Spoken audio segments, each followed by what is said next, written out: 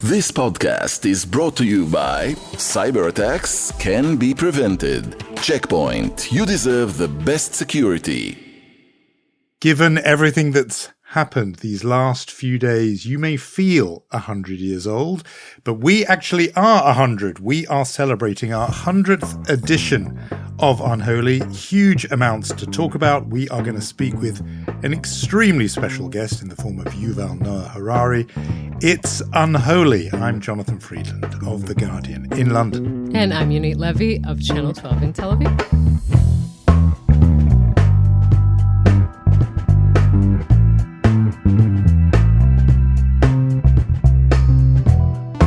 Unholy, two Jews on the news from Keshet Podcast, episode 100. We should call this episode, if I told you once, I've told you 100 times. We have a lot to talk about, so we'll have to, leave the whole festivities for later, I think, because there's a lot of news and there's Yuval Noah Harari. But after that, we will discuss at length We'll celebrate, we'll get our party hats on, streamers and whistles, the whole thing, although, not everyone will necessarily feel in that kind of mood, given events. We did do, of course, an special update edition earlier on in the week because we got to the point where you couldn't wait 7 days. News and events were moving so fast. Where we left things, it's like one of those bingeable series, previously on Unholy. We had the government backing down, Netanyahu essentially backing down and saying, okay, pause. Since then, well, so much, but go on, you kick us off, Yoni. Well, yeah, as you said, we urge our listeners to listen to our midweek update because we covered the firing of Defense Minister Yoav Gallant and streets erupting in protests after that. And then, as you said, Netanyahu pausing the legislation. Since then, we should begin doing these things as a daily update. But since then, the main story that happened really Tuesday night is the fallout between President Biden and the Prime Minister of Israel. Who could have seen that coming? But really, even in the biggest of crises between the two countries, and we remember a few of those, I don't remember the President of the United States ever speaking in such a harsh way about the Israeli Prime Minister on record, in front of the camera. It's very clear that the United States and the Biden administration is furious, really, at Netanyahu for the legislative initiative for the judicial overhaul, and the president saying, I am very concerned. I'm concerned that they get this straight. They cannot continue down this road. Hopefully the prime minister will act in a way that he can try and work out some genuine compromise, he says. And when asked specifically if he will invite Netanyahu to the White House, he says not in the near term. Now, this is really interesting vis-a-vis timing because this is happening after Netanyahu is halting or putting a pause on the legislation. It kind of goes to show, first of all, that they don't really believe him, that he's serious in this intention, but also a lot of other things that are going on. They're furious at him firing Yoav Gallant, one of the top ministers that they actually had a relationship with. They're furious at the whole idea of giving Ben Gvir his own private army. We talked about this, or armed body. We talked about this last episode. So all this does not create a great environment and is not good news for Netanyahu or for Israel. And it brought a very swift late night response, I think 1 a.m. Israel time. Benjamin Netanyahu tweeting a sort of mini thread of tweets in which he essentially said, we've got a lovely close relationship, shared values, all the boilerplate stuff you'd expect, but then said, we are a sovereign country, make our own sovereign decisions, even if our best allies don't like them, essentially. That was the gist of it. And so this was, by the standards or historically of the American-Israeli relationship, just not how that relationship is normally conducted. And there are plenty of people, including now, not just former, who have long believed that the number one strategic asset Israel has is its alliance with the United States. You think of, going back to Yitzhak Rabin, former ambassador in Washington. He thought that was the bedrock, rather, of Israel's own security, is its alliance with Washington. And I was struck by Benny Gantz, who's emerging as a kind of an alternative prime minister, sort of de facto leader of the opposition in a way, saying that this is the equivalent of a terror attack in terms of its impact on Israel, to be at odds with an American president. So it is huge doing it that way. I don't know about this point about why he did it after the back down or the climb down. You would, as you said, you would think it would precede it. I too did wonder about this point you made about the timing is slightly odd to do this shot across Netanyahu's bows after he has, in a way, gone back to harbour. I mean, it's an odd thing to do after the climb down, unless the Biden administration shares the fear I articulated when we talked earlier on in the week, which is, what if this is just a tactical pause by Netanyahu, admittedly forced on him, but a chance for him to regroup and come back with the same proposals unchanged? Was Joe Biden keen to say, you're not getting that past us. You're not fooling us. That's why no meeting in the near term. We're going to wait to see how real you are about this withdrawal. Yeah, I think that's what it signals. We're sitting here 6 days after the U.S. Joint Chiefs of Staff Chairman Mark Milley said that Iran is months away. Actually, he said, if I'm not mistaken, Iran could produce enough material for a nuclear weapon within 2 weeks. Now, if anyone needs any proof of why Israel needs the United States on every level, strategic, financial, any sort of support, this is just, you had ministers in the Likud saying, we don't need the United States after Biden's statement, which really, I'm not even going to dignify that with an explanation or an answer. I'm just saying another indication, and we're seeing that a lot and quite hurriedly in recent days of how this coalition is unstable and not in control. Even this basic fact of you're having members of the Likud saying whatever they want instead of the party saying, guys, just don't talk about the United States at all. We don't need any extra fuel for this fire.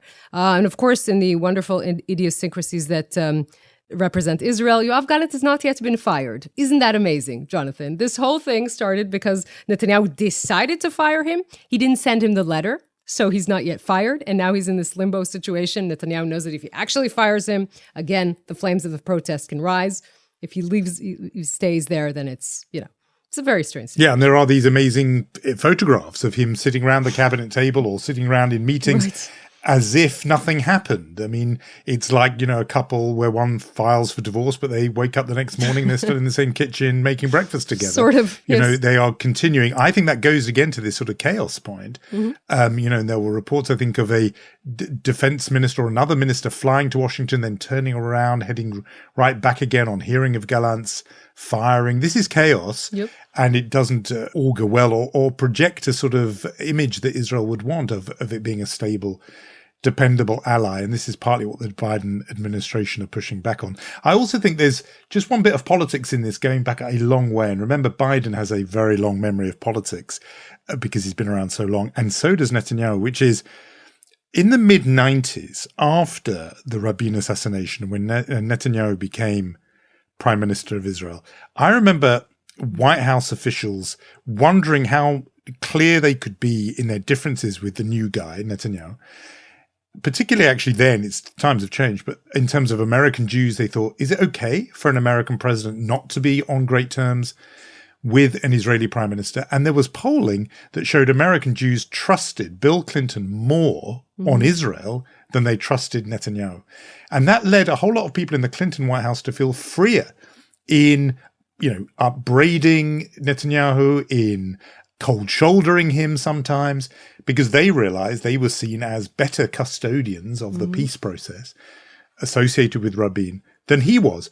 I wonder if some of that is in Biden's memory, that he thinks, there's no downside to me being at odds with an Israeli prime minister who is himself at odds with these, large swathes of the Israeli public, and definitely, I don't even need to see polling, with American Jewry. So he's got lots of space here, lots of room for maneuver, dealing with the Prime Minister of Israel, who is currently unpopular on the streets of Israel, but also unpopular with the people who will figure largely in Biden's mind, which is Jewish Americans. Right. And let's add to that the fact that this is not Netanyahu, even Netanyahu dueling Obama, right, in 2015, because Netanyahu doesn't have the Congress. He doesn't have John Boehner. He doesn't have the support of a Republican Congress that will invite him over the head of the president. That doesn't exist anymore. This is a contentious prime minister inside Israel and outside. And the amazing thing is, when you look at it, this is not an argument between the United States and Israel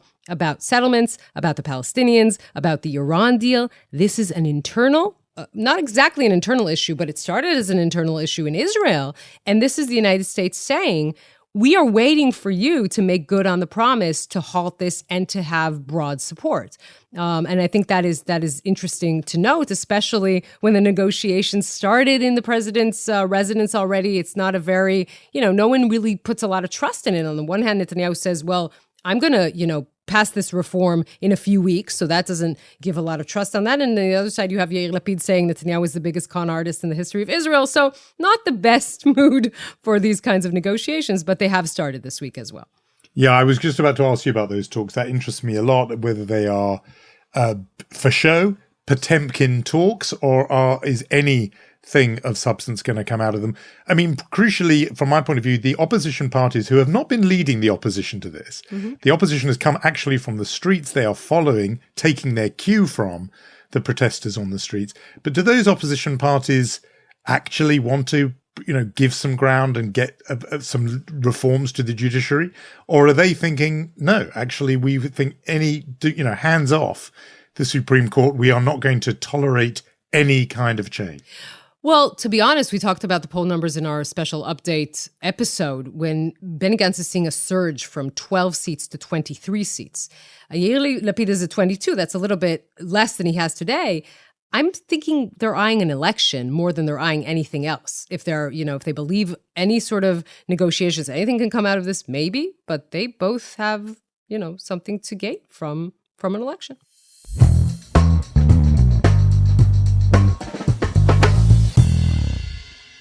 So now we want to talk to someone who is uniquely situated to look at the specifics of what is going on in Israel, but also the significance of this to really the region and I think to world history. For our 100th episode, a very, very special guest indeed. A philosopher, a writer, a historian, and author of what is surely the best-selling and most read work of history ever in the form of Sapiens, also the author of Homo Deus, 21 Lessons for the 21st Century, and others. He is, of course, Yuval Noah Harari.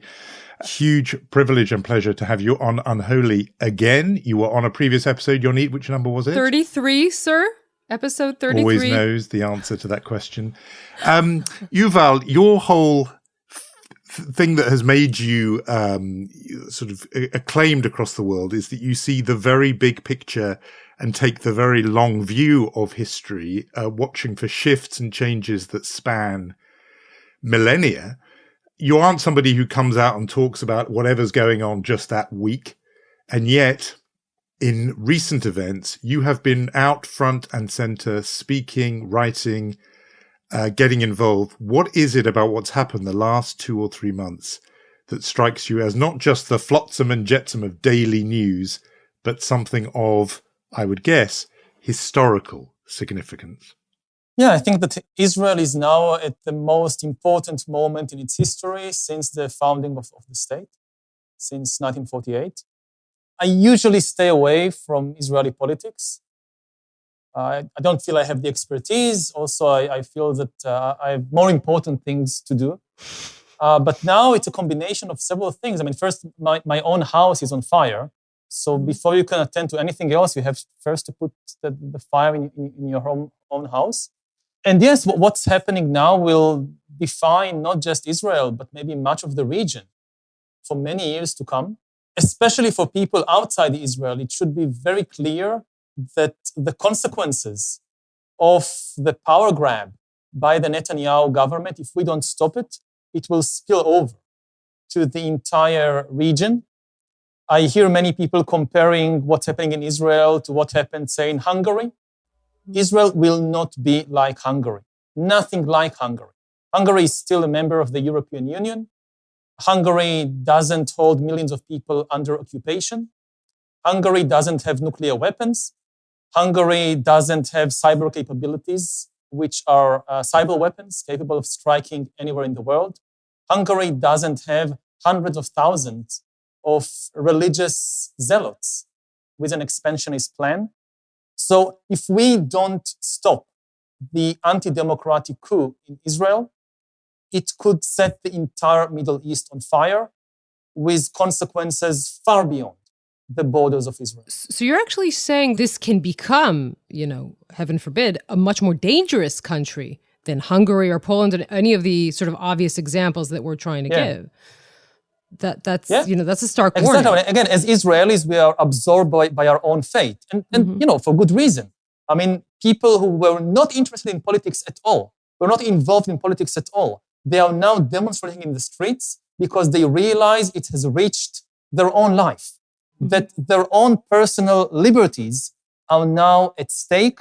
We have this chametz law. I don't know how to translate it to English, but this is just a very, very small example of the intentions of this government. Next week, we are going probably to see security personnel at the entrance to public hospitals going through people's bags, looking not for bombs, but for bread.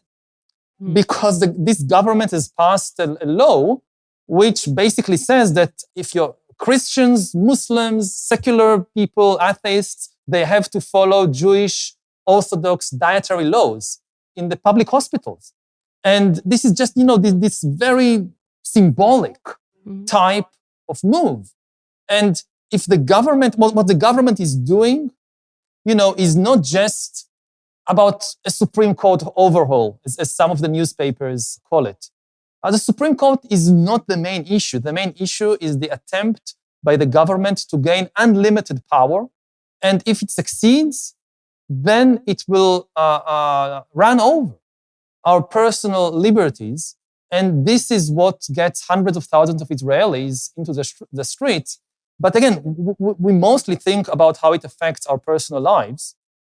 The bigger picture is that it could set fire to the entire region with consequences, terrible consequences, for tens of millions of people around us. Because again, we are talking about many of the forces, the people who are leading this anti-democratic power grab. They have a messianic worldview.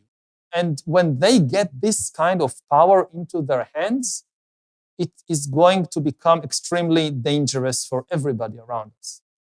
That reference you make to people's bags being checked and being frisked in case they've got any chametz, any unleavened bread as we go into the Passover period, prompts me to remember a line from this address you made to one of the protests that got international attention. We republished it in The Guardian and it got a big audience. And one of the points in there was a second Pesach reference. You said, in effect, you've picked the wrong people to try and enslave. We have some history with this, referring to the experience of the Hebrew slaves in Egypt thousands of years ago. It makes me think when even just that image of people having their bags checked for what food they've got inside. No, that won't happen, Yuval, because the Israeli people just won't tolerate that. They wouldn't stomach that. Given your, again, very big sweep and your view of, you write histories of humanity, is that actually a kind of self-flattering delusion for me to imagine, which I do, that Israelis and Jews actually won't put up with this? Is it your fear that kind of this can happen to any people, and actually people do put up with this sort of thing? The danger is we need to stand up. We now have the ability to stop it. But if we don't act in time, what we know is that when people don't have the courage to stand up to a dictatorship, when the dictatorship is being established, later on it's too late. They will not have the courage to stand up to the dictatorship when it already controls the police and the courts and the media and everything. So we have to do it now. And unfortunately, yes, there are many Israelis and the Jews and others who won't stand up to it, but there are also large parts of the Israeli public who are in favor of it. And this makes the situation extremely problematic. And Israeli democracy had very weak defenses since its inception. What people often don't understand when in other countries, when they hear about the attempt by the Israeli government to take control of the Supreme Court, so they say, okay, so the government takes control of the Supreme Court. That's a limited step, right? It's not. Because for historical reasons, in Israel, the only mechanism that limits the power of the government is only the Supreme Court. You compare this to the United States, let's say that the House of Representatives, there is majority in the House of Representatives to pass a bill which forces everybody not to eat bread for a week. Yeah? This bill, in order to become the law of the land, would have to pass through a lot of big obstacles. It's not you have the Senate, and in the Senate, you have the filibuster. So probably a law that says Americans can't eat bread for a week, it will have to gain 60% majority in the Senate. If it passes the Senate, it goes to the president. He can veto it. It passes the president, you still have the Constitution, of course, and the Supreme Court. You can appeal to the Supreme Court, hey, this is unconstitutional. Who are you to tell me what to eat? And then even if it passes somehow the Supreme Court, you have 50 states, and there are state rights. There is a federal system. So Texas can say, and California can say, okay, we don't take these orders from the federal House of Representatives about what we can eat. There is an entire obstacle race for this kind of law. In Israel, there isn't an obstacle race. There is just one obstacle, the Supreme Court. And now they try to take over the Supreme Court. So it's not about the Supreme Court. It's about gaining unlimited power. And this is, I think, the most important thing we need to, the question we should ask again and again is what limits the power of the government? But there is the Israeli public. And, we mentioned Hungary. We just had a special report about Hungary and Poland. There's the former governor of the Bank of Poland saying, our mistake was we didn't realize in time what was happening and we didn't flood the streets. The Israelis did flood the streets. They did realize immediately and profoundly what was going on. And we are 13 weeks into this, and Netanyahu has at least strategically, maybe for a while, maybe, just for show and to lull the opposition, but he did take a step forward. He did say, we are suspending this legislation. It's not going to pass in this session. He didn't we stopped him. Yes, of course. I think it should be very, very clear. It wasn't his initiative. We stopped him. The streets stopped him, yes, and it was the most successful protest in the history of Israel. I think we can say that for sure. And I think we should be thankful for the Poles and for the Hungarians, because we have learned from their experience. I'm not convinced that Israelis are inherently smarter than Hungarians and Poles, but we learned from their experience. And people saw through the lies and the smokescreen that the government spread, and they went in their hundreds of thousands to the streets, and we stopped them. And, there is still a long struggle ahead, but we should feel proud, at least of this initial achievement.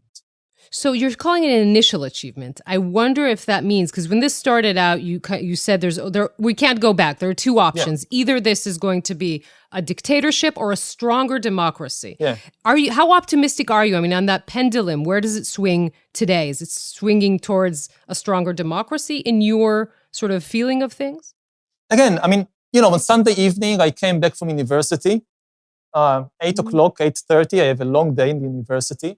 And as I entered the house, there was the news that Netanyahu has just fired the defense minister Gallant for simply raising the alarm about the situation being dangerous for Israel's security and the need to slow down and to talk and to try to reach some kind of compromise. And for that, he was fired. And I went into panic mode. I said, this is it. He has completely lost his mind. He's completely lost it. And maybe now we are on the verge of civil war. And then within hours, you saw the reaction of the Israeli public. I wasn't the only one that was shocked by this step. You saw spontaneously tens of thousands, hundreds of thousands of people pouring into the streets. It wasn't a planned demonstration like the big demonstrations on Saturday nights. It was completely spontaneous, people just going to the streets, and young people and people from all walks of life. And then one after the other, you saw important institutions and organizations in Israel getting off the fence. The universities, which debated it for weeks, resolved within the hour, we are striking tomorrow, we go on strike. And then you heard from the Histadrut, from the union of the trade union. Israel is going on a general strike. And you had this amazing image of the Mazkal, general secretary of the trade unions, surrounded by the heads of the banks and the industrialists. And they are all clapping him that you are our leader. Yes, we go on strike. And his Likud guy, Bar David. He's from the Likud. And then you had, I think, 30-something heads of municipalities and regional councils, again, some of them Likud members, saying not only that they are going on strike tomorrow, they are going on hunger strike. They are personally going to Jerusalem and going on hunger strike until this is stopped. And when this happens, I said, okay, we can win this. If this alliance between, again, the demonstrators in the street and the trade unionists and the universities and the local councils and municipalities, and so if this alliance holds, we can win this. And win doesn't just mean to stop the coup, to stop the government from taking unlimited power. It means writing a new social contract for Israel, because, as you said, we can't go back to where we were in November 22. As I said earlier, Israel has very weak defenses for its democracy. It's basically just the Supreme Court, nothing else. It held for 75 years because nobody really challenged it. There was no significant force in Israel that tried to establish a dictatorship.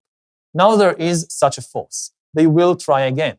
So we must come out of this crisis with stronger defenses, don't compromise on anything. We need stronger defenses. So two things that come out of that. The first is a very immediate, practical thing. I was very moved watching from afar the sight that you've described of people spontaneously going into the streets and the strikes that united unions and bosses. It's very powerful. But my worry, I've already aired it with Yonit earlier on in the week, is that one of those things that happens once? Is it very hard to get people to do that again, or do people get tired? In other words, Netanyahu, yes, he was forced into it, but has he tactically actually made his first smart move in a long time? Because now he's requiring the other side to, pause and get all the momentum back up again and do it again. That's my sort of immediate question. But the more interesting point is the one you've raised, which is the notion of this stronger democracy and a new social contract. I mean, again, as a student of history, those moments when countries do draw up a new constitution, in my limited knowledge, they either happen when the country is founded, Philadelphia in 1787, or they happen after total destruction. I mean, Germany in 1945, Japan in 1945. In the situation that Israel is in now, can you really imagine the likes of Itamar Ben-Gvir on one side and, Merav Michaeli on the other, joining for a constitutional convention and sitting down and agreeing to new rules of the game? Is this the kind of historical moment that is required to birth a new social contract like the one you've referred to? Yes, otherwise we are heading towards either dictatorship or civil war, because democracy cannot hold on for long without a new social contract. What will happen? I don't know. I hope that Israelis will have the wisdom to avoid dictatorship or civil war and instead go for the better option of creating a new social contract. Now, what would be the shape of that contract? I mean, there are many options. People talk about the constitution. We've failed to write a constitution for 75 years. Maybe we can't do it. So there are other options. Again, I talked about the United States, so they have these 5 or 6 different types of defenses of democracy. Besides the Supreme Court, the Constitution is just one of them. So maybe if we can't get to a Constitution, maybe we need a Senate, an upper house, and a federal system, some kind of federal system. So a clearer division of power between the central government and local regional councils and municipalities, give more independent power to the regional forces. So they give some protection for different minorities in Israel. And you have a Senate, which is chosen by a different method from the House of Representatives, in which, again, the key groups in Israel would have some kind of veto power over decisions that endanger their core values and interests. The big question always to ask in this situation, when you have a country divided into different and even hostile tribes, is for each tribe to investigate, contemplate, what is really my red lines? What are the things that I just can't live without? That if they touch this, then either we have civil war or we have to immigrate, or what are really the things I can't compromise on this.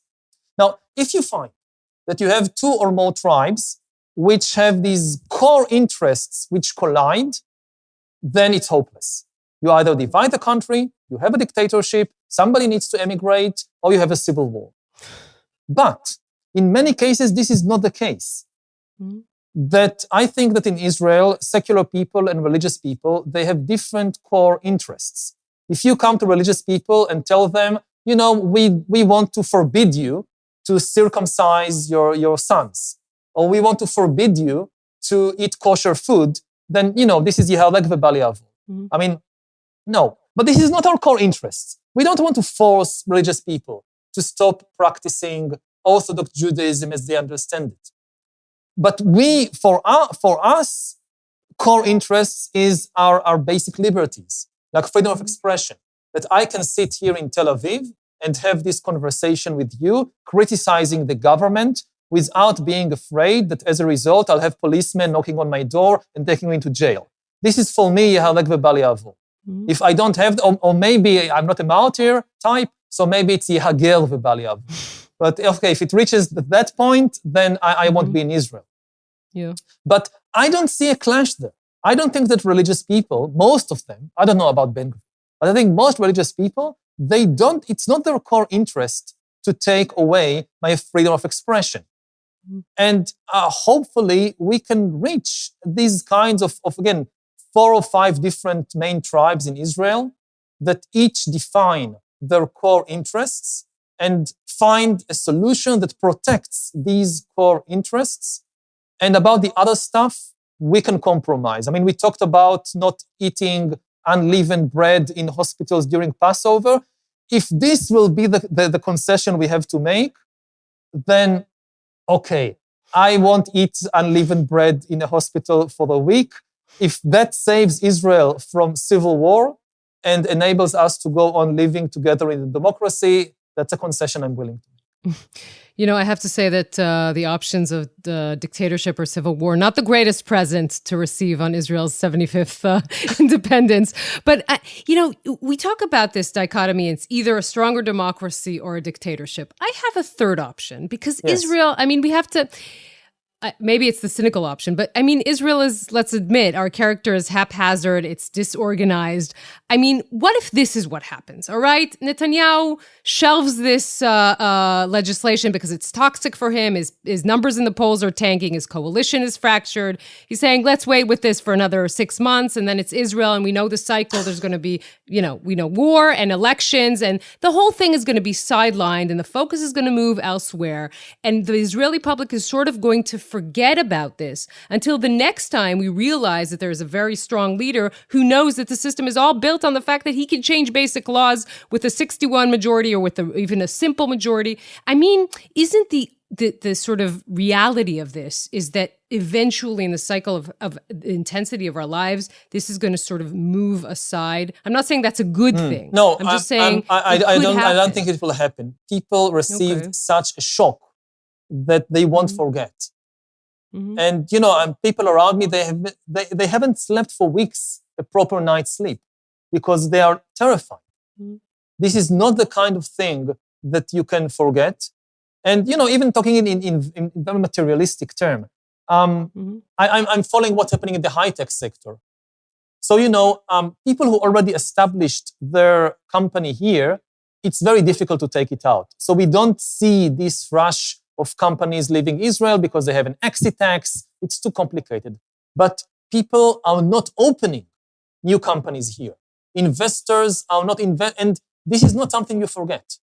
If I now want to open a startup, many people around me, I won't do it in Israel. What, I'm crazy? Who knows what will happen even if we stop them now? What happens in a year or 2 years? I open it in California, or I open it in Europe somewhere.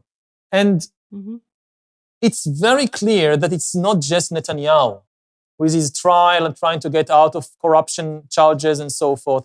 There is a significant force that is really interested in unlimited power and in running over the rest of Israeli society. And They have plans which they talk about openly, for instance, to annex the occupied territories without giving any citizenship rights to the indigenous people, to the Palestinians.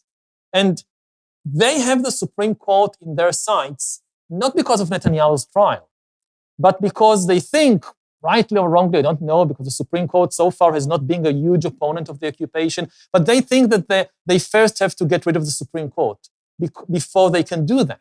And you have, again, a large cohort of messianic zealots and they are not going anywhere. They are just increasing in numbers. And we need to put guardrails against their plans. We must exit this crisis with guardrails against it. Neither side is going to forget. Mm-hmm. And maybe listening from another country, it really sounds, it can't be, it's insane.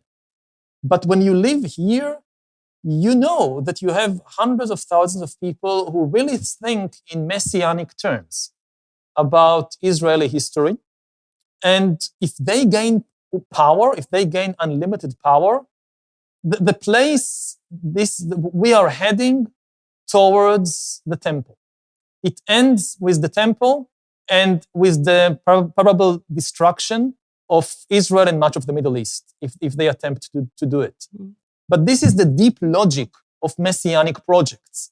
You see it many, many times in history. Mm-hmm. You have ordinary politics. Ordinary politics is when somebody promises, to raise minimum wages, to improve the quality of life of the lower classes, to do some limited educational reform. It will not create paradise on earth, but it will improve people's life. Mm-hmm. This is ordinary politics, the good kind of politics. Then you have the politics of redemption, messianic politics, when you have somebody or some group promising redemption, paradise here on earth. It could be religious, it could be also secular, like with communism.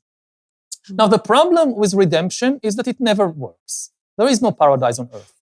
So, as they gain power by promising people redemption, and it doesn't materialize, they all the time have to go further and further. They can't admit that they failed, they can't reach paradise. So they constantly blame somebody for standing in the way of paradise and increasing the stakes. And in the case of Israel, we have people who think that paradise is the next hill. If we only take this hill, if we only build one more settlement on one more hill, then redemption will come. And they build a settlement on one hill, and a second hill, and a third hill, and redemption doesn't come. Life goes on. People are sick. People are mean to each other. There is injustices. There are problems. So it's the next hill. It's the next hill until they reach the mountain. They will not stop until they get to the mountain. And I'm talking about, of course, Temple Mount. Mm-hmm. And when they get to the mountain, they will set fire to the whole Middle East. And, if you want to one more thing, if you want to think in biblical terms, I'm not a great fan of the Bible, but sometimes there are very good parts there. And you have Mashal Yotam.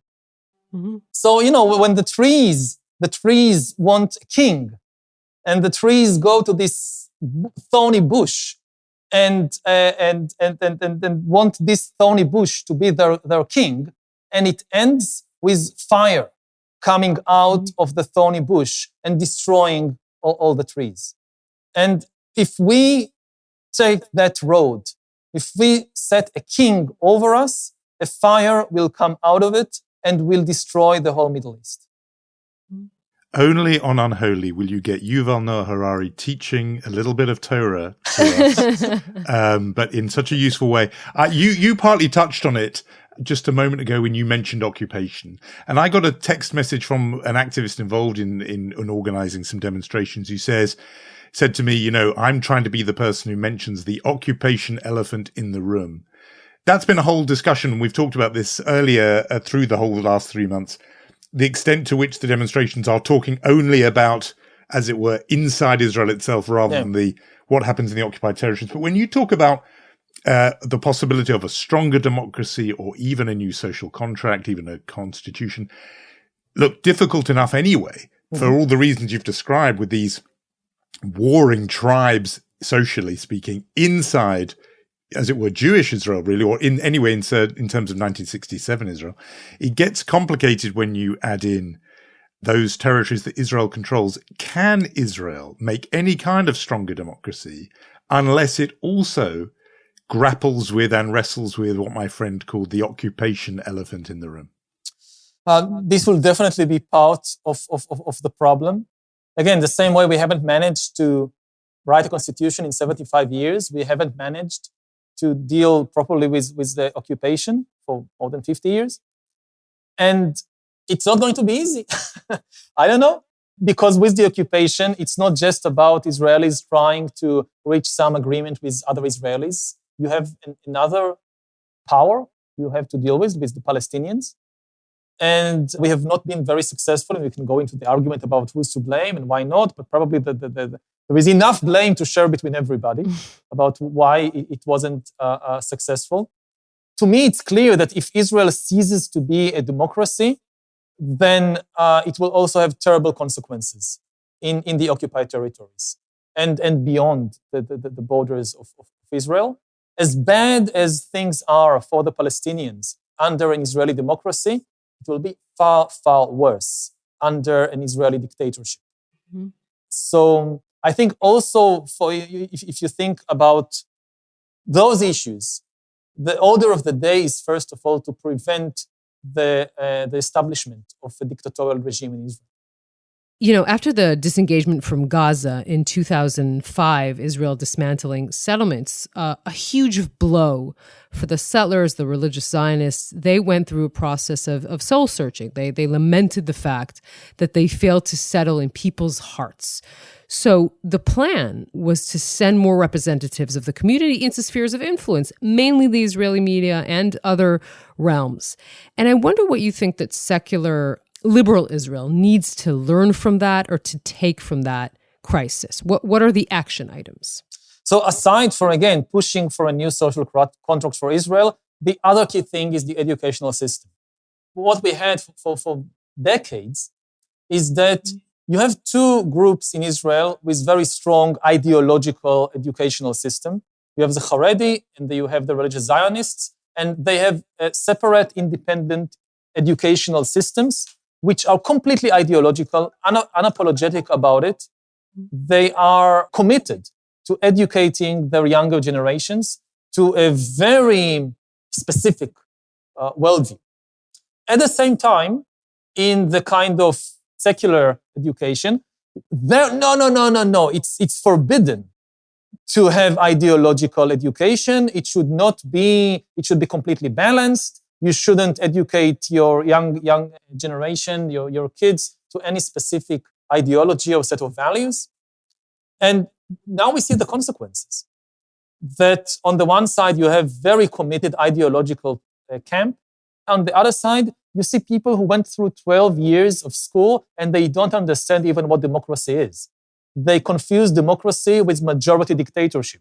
You ask them, okay, if 51% of citizens want to put to death 1% of the citizens, like we now had in Uganda, a law that imposes death penalty on LGBT people, and 387, I think, parliament members in Uganda voted for, and only 2 courageous parliament members voted against. And is this democratic? Okay, they are the majority. Can the majority take 1% of people and just exterminate them? And you would think that at least in Israel, with the history of the Jewish people, everybody will immediately say, well, obviously not, you can't do that. But you hear young people becoming confused. Yes, I mean, it doesn't sound very good that you can exterminate 1% of the people, but, if the majority wants it, then it's democratic, no? And, it's something that 10-year-olds should be able to give a very clear and immediate answer. No, this is not democratic. Mm-hmm. Democracy is not majority dictatorship. Mm-hmm. Democracy, yes, the majority has a lot of power. They can choose the government. They can decide to go to war or make peace or raise taxes or anything they want. But there are human rights and civil rights, and the majority cannot touch these rights. And people don't understand this. Mm-hmm. So we need an overhaul of the secular educational system to start to turn it into an ideological educational system which unapologetically educate the next generation for values of democracy and tolerance and liberalism. Can I ask, in a way, a very personal question, which is, and I think it's partly because people look to you and people like you for a lead. Are you committed to this fight for what could be a very long haul? Or, and I think you sort of hinted at it just before, is there a moment where you say, look, our side lost, the religious zealots that you've talked about, the others, they've won, and therefore I will leave this country behind and go somewhere else? My loyalty ultimately is to the spirit, not to the earth, not to the land, not to the soil. I will stay here as long as it's possible to continue struggling for our liberty. But as a historian, I know that there are moments when, if we fail, if we have a Putin-style dictatorship in Israel, then the only way to really, maybe the best way to continue the struggle is to move elsewhere and continue from there, because you can't do it here. We saw it, in Spain, after 3 years of civil war, eventually the fascists won. Franco won. And it became, unless you're willing to be a martyr and be killed, then you can't resist anymore from within. And then people left Spain and started these resistance cells outside, which eventually came back to Spain after the death of Franco. So I very, very much hope that we won't get there in Israel. But there is a certain point, then yes. For instance, again, also in terms of my job, my day job is to not deal with Israeli politics, but, the deal with the big challenges of humanity, whether it's climate change, whether it's artificial intelligence. And to do that, I need to work, to be in a place which guarantees freedom of expression. If freedom of expression is no longer guaranteed in Israel, I just can't work from here anymore. And, over the last few weeks, the little time I had from dealing with the Israeli crisis, what's happening with artificial intelligence in the last few weeks is absolutely mind-boggling. That just this morning, I saw a video produced by either ChatGPT or GPT-4, one of these new AI. Somebody prompted it to write a script for a South Park episode about the anti-democratic coup in Israel. Yeah. It created a 2.5 minutes script, which I saw it this morning and I said, the game is up. This is the end of human history. Not the end of history, just the end of human history. Control, there is somebody else in control now. Because this script was absolutely amazing. I thought it was too sophisticated to be ChatGPT. It was too edited, too sophisticated. Yeah, so maybe I was fooled. It's unbelievable. Maybe I was fooled. I don't know, it's amazing. Maybe it's the minute they mentioned the Grand Miser, the Smotrich is not speaking English, I thought, that's too much. Yes, but this is also my ChatGPT, suspicion. It's genius. So it's only this morning I let my fact checkers delve into it to find out, is this really something that an AI did? Or is this just a kind of joke that people did it and pass it as an AI thing? So I don't know, but if it is AI, then really the game is up. Then we're done. Maybe we can let robots rule the world. They might do a better job. I'm just saying. I'm not. But, I'm afraid they won't. Okay. This is why I'm very, very concerned about it. But this is what I really wanted to do right now.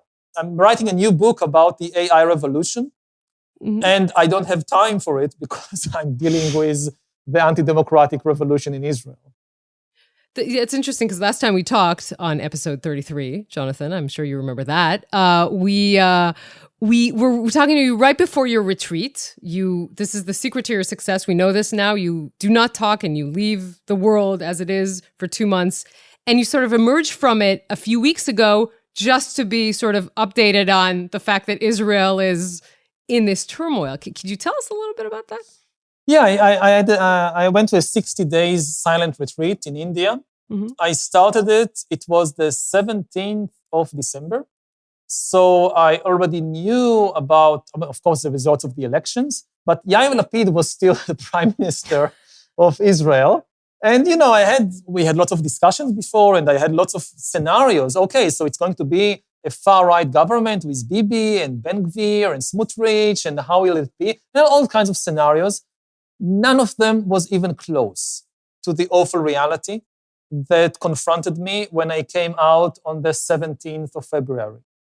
It was... So that's a month and a half into Yariv Levin presenting his plan. What Israelis had a month and a half to absorb, I had to absorb in a day and a half. Like I was calling from India to my family and friends, hey, how are things? And they said, you don't want to know. Just go back to the retreat. You don't want to know. Amazing. But you did maintain the 60 days. I thought what you were going to tell us was that you left instructions saying, if things get really crazy, you're allowed to kind of shake me, wake me up and tell me what's going on. But no one did that. No one said, Yuval, time to start talking. This is happening. No. You got out when it was when you did your 60 days. I think I've kind of done enough talking after, in the last month for the whole 2 months of silence that came before. It is important that you talk. I did want to mention to you, since your recent children's book came out in autumn. It's called Unstoppable Us, How Humans Took Over the World. That whole thing, how do you manage, now that you're also this activist and one of the more vocal voices of the protest movement, how does it all work together? Or it doesn't? You sort of put your work aside and you're now doing this. Like I have my to-do list is so long, and it just more and more things come on it. So again, when the house is on fire, this is the first priority. You first try to put down the fire. Mm-hmm. In between, I wrote this column to the New York Times together with Tristan Harris and the people from the Center of Humane Technology about the dangers of AI. And I'm working also now on the 3rd volume of the children's book. The 2nd volume is already done. It should be out later this year probably. So now I'm working on the 3rd volume.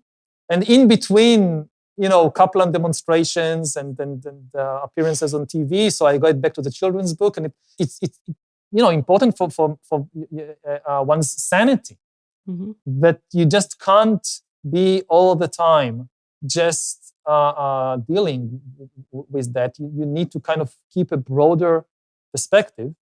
But again, the political upheavals, they now come first.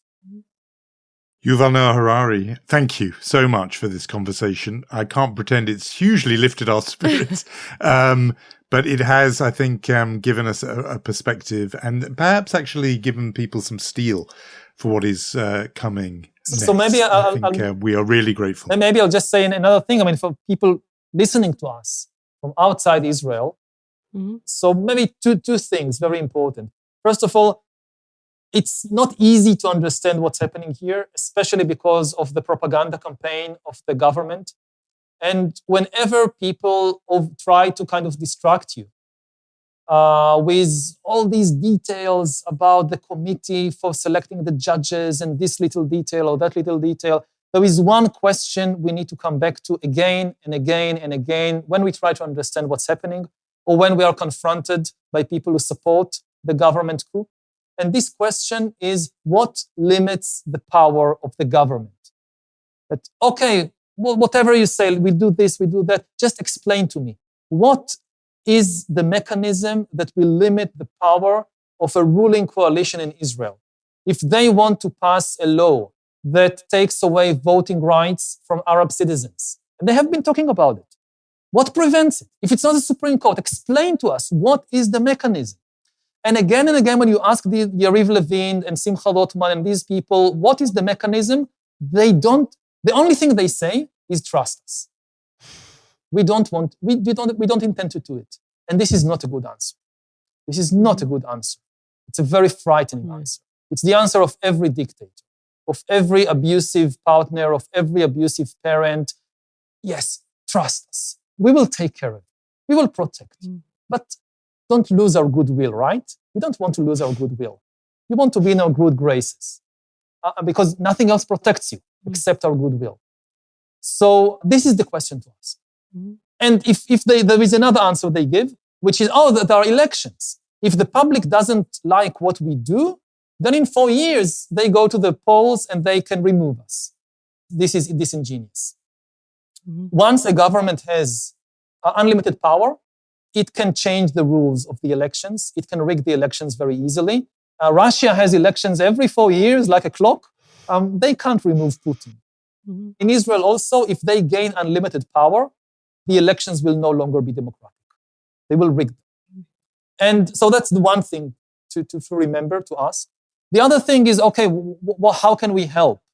If I'm living in the USA, if I'm living in Australia, if I'm living in the UK, what can I do? It's very simple. Stand by us. We need your help. We need your support. Whoever you are, you can provide moral support. If you have, economic or political power, you can support us in other ways. But we need your support. And the time is now. If you wait a few weeks or a few months, it could be too late. That anybody who cares about Israel, about the future of the Jewish people, about the future of the Middle East, the time to act is now. Yuval, thank you so much for this. It's been it's a really illuminating conversation, and I say I think it will actually in some ways lift the spirits, inspire people who are involved in all this. So thank you very much for coming on Unholy. Thank you. Thank you very much.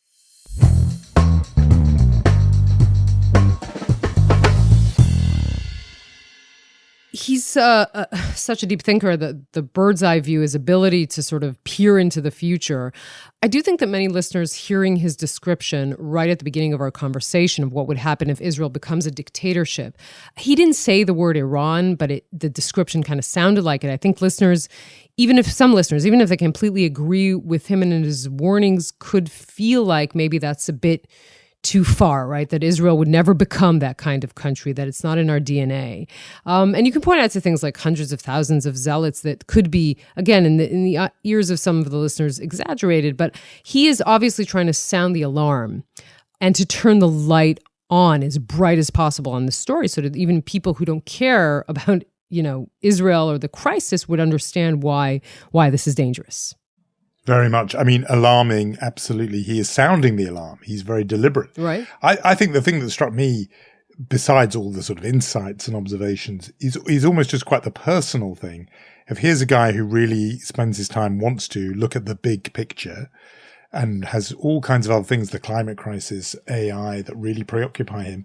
But right now he's sort of putting down his pen and his history books, and he's coming out into the public square to say, listen, everyone, the house is on fire. And I found that quite sort of moving, really, because he occupies, this very lofty plane. He is one of the most esteemed thinkers in the world who people turn to for really the big picture perspective on humanity. And right now he's getting involved in his own backyard and rolling up his sleeves. He's really getting stuck in, speaking at the demonstrations, etc. I think that's very indicative of how seriously he takes all this. So a great privilege again to have Yuval Noah Harari join us for our 100th edition. Talking of 100th editions. You noticed that, huh? If it was left to me, of course, I'd have lost count a long time ago. But luckily you're there to remain across the canon of the Unholy back catalogue. We've been privileged to speak to some really fascinating people who are just involved in the world, but also involved in the Jewish conversation. And so we're grateful to all of them. So we're just picking out a couple of bits that just somehow convey the flavor of what it is we've been doing here. And so I lighted upon a fairly recent guest, actually, in the form of Etgar Keret, who is one of Israel's foremost novelists, a brilliant sort of sometimes surreal comic, but very heartfelt writer. He came on, talked to us about some recent work he's been doing on his own mother. That was a really lovely episode. People can go back and listen to it. Yonit, remind me of the number. 91. You see, it's only 9 episodes ago. It's a really lovely one. But there was one moment where we had a little exchange, which in some ways, Yonit and I have been saying, this really brings out something of the essence of what Unholy is really all about. Yonit mentioned David Grossman before, and he has this thing where he says if he had to describe who he is and in the order of what's most important, I think he would say that he was Jewish, male, Israeli, in that order. But it was interesting to me, the order. It may have been male, Jewish, Israeli, but the important point was that Jewish came before Israel. And the New York Times wrote about this. It said that Keret, about you, it said Keret might be classified more as a Jewish than an Israeli writer. I don't know what your answer to the Grossman question would be, which order you'd put those three things, if those would be the three important things. But is there some truth in that about you being a more Jewish voice than an Israeli voice, do you think? Yeah, well, I wouldn't know where to put the male thing, I probably just put it somewhere on the shelf, but I'm definitely, I would see myself Jewish before I see myself as Israeli, because as my mom would say, the Nazis had decided that for us. It's really like the idea is that I can immigrate from Israel, but apparently I can't stop being Jewish, and my heritage comes from that. The history of my family is not from Israel. To be honest, I don't feel very strongly attached to national identities. I know it's not a nice thing to say, but basically I feel that I'm kind of a diaspora Jew in the sense that if you put me in a room with 5 people, I will already feel a minority. I'm most likely to disagree with most of them and to feel oppressed by the others, So I think that for me, being Jewish is really this idea that when I studied in elementary school, I said to myself, wow, we Jews, we would argue with anybody, even with God. Look at all our heroes, Abraham, Job, Jonah. God said to them, go and do that. And they say, oh, no, we don't. You don't know anything about this word, God. And I think that this idea is that, in Judaism, you learn in chevruta, in pairs, because you learn through polemic and through argument. For me, Israel is first and foremost a place. It's a bunch of people. It's a language. It's a dynamic of society that I feel attached to much more than a flag or some kind of a big speech that keeps you at awe. Yeah, I'm quite surprised none of us said that we should start with neurotic, Jewish, and then the rest. But okay. That kind of Jewish is kind of implied. It's implied. It's implied. Yes, it's implied. I'm too neurotic to be a male. Exactly. I love that bit. I mean, first of all, I think it really does. It's like really the essence of our conversation, but just how Edgar is he talks the way he writes. It's smart and it's funny and it's unique and it's quirky. I mean, it's just, I love this part. It is. And I picked mine. It's very hard to pick your favorite, unholy moment. It's difficult. And we, by the way, we'd urge our listeners to pick theirs on Instagram. Oh, and let us know. And let us know. And do let us know if you have a particular choice moment. You can let us know on Instagram. It can be just, and it doesn't have to be with an Facebook. interviewee. It can be just one of those episodes where I prove Jonathan wrong and you like it, so you could point that out. But there are a few of those. And so I picked mine. I'm not saying this is the most important question we ever asked on Unholy, but I think it comes close because we brought on Mayim Bialik, who's obviously the host of Jeopardy and the star of The Big Bang Theory. And she's very, she's very clearly pro-Israel. And she talks about that in Hollywood and the challenges that entails. We talked about all of that. She's also a neurologist. And I had a very particular question for her that I really needed her expertise on. So let's listen it.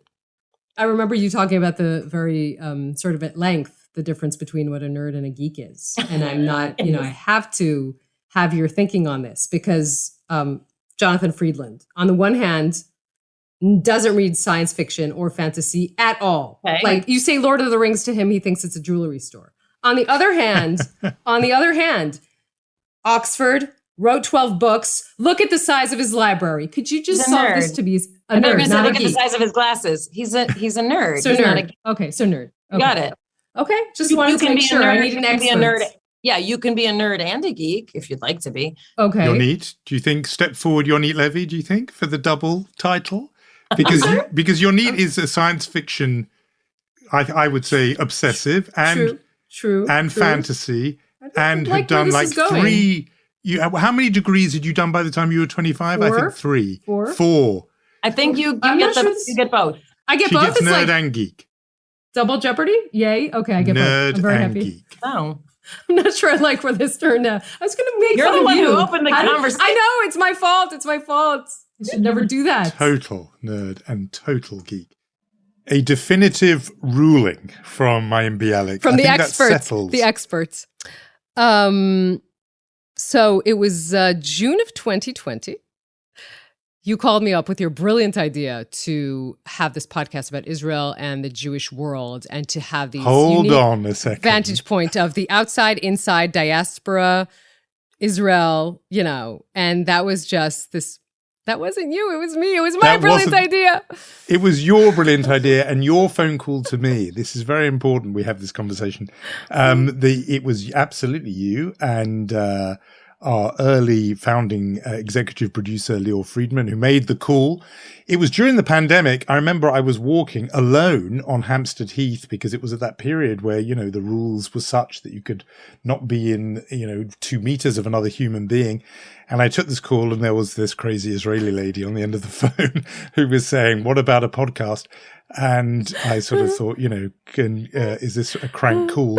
But it was one of those things where you just think, I would never have thought of that, but okay, why not? And if I'm really honest, I don't know whether I've ever told you this, Yonit. I thought maximum this will last 3 months. This is not going to be a big commitment.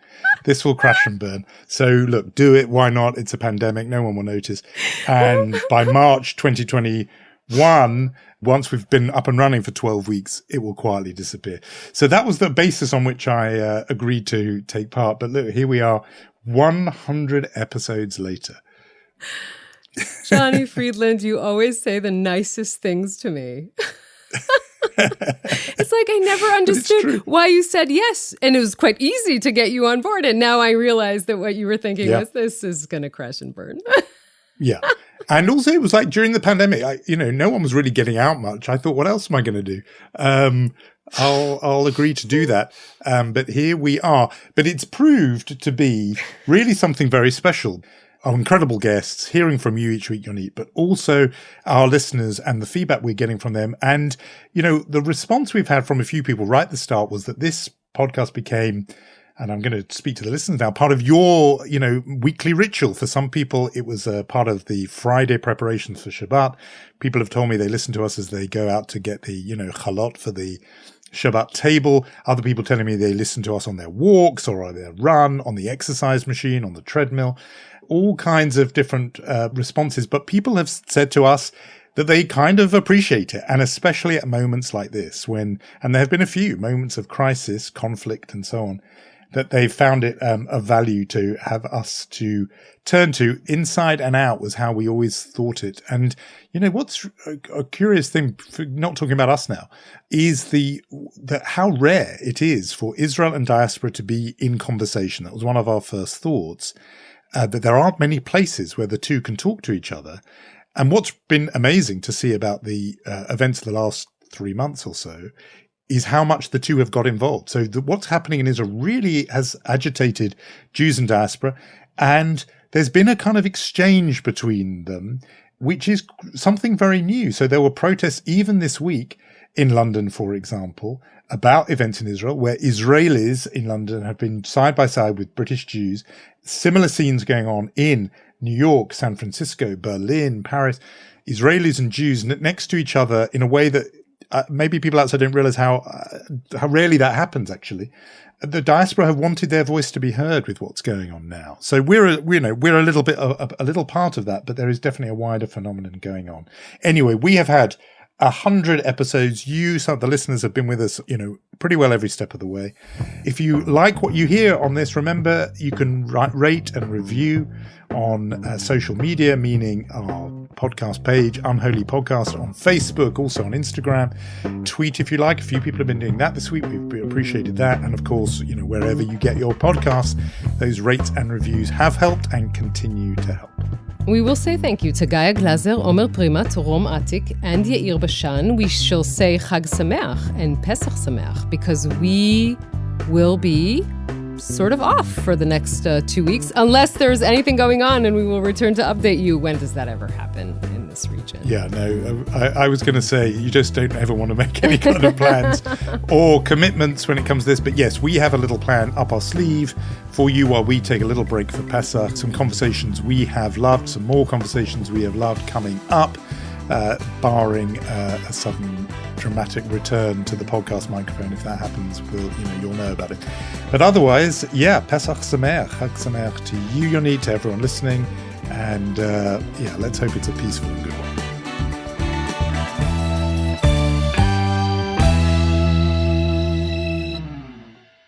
This podcast is brought to you by cyber attacks can be prevented. Checkpoint. You deserve the best security.